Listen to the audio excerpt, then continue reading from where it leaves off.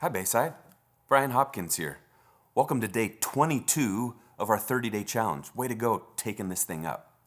Colossians chapter 1, verses 9 and 10 says this: We continually ask God to fill you with the knowledge of His will through all the wisdom and understanding that the Spirit gives, so that you may live a life, watch this, worthy of the Lord and please Him in every way, bearing fruit in every good work. Have you ever thought about what it looks like to live a life worthy of the Lord?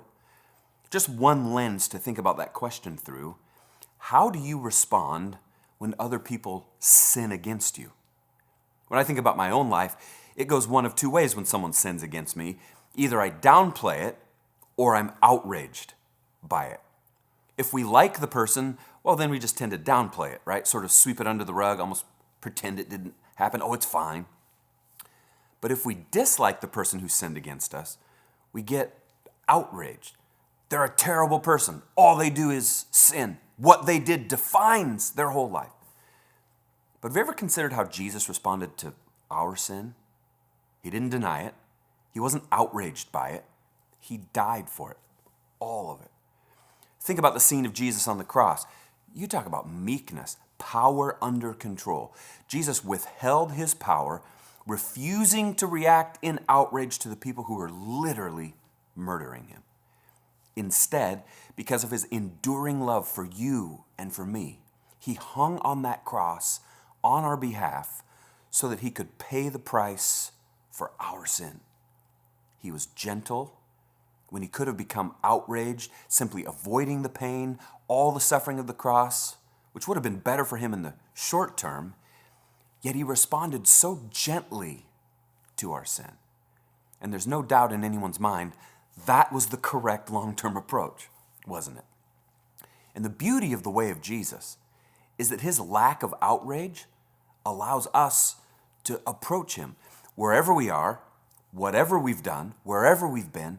The invitation stands for us to come to Jesus, to experience his forgiveness and grace, allowing his love to transform our hearts and lives so that we could live like entirely new people.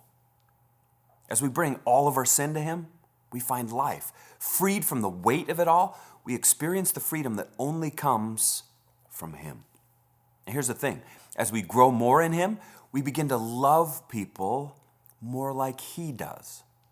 The gentleness that we ourselves have received starts to express itself through us to the people all around us, which means we don't live in denial or outrage anymore. We live in love that desires us to help others find the very same life that we've found. We're living in a day of outrage, aren't we?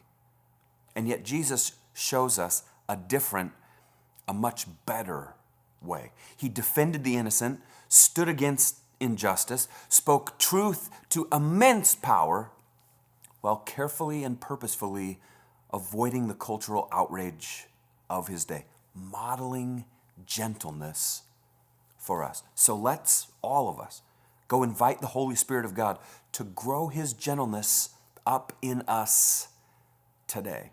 Now, it might not change everything about your circumstances, but it'll change you and me for the better.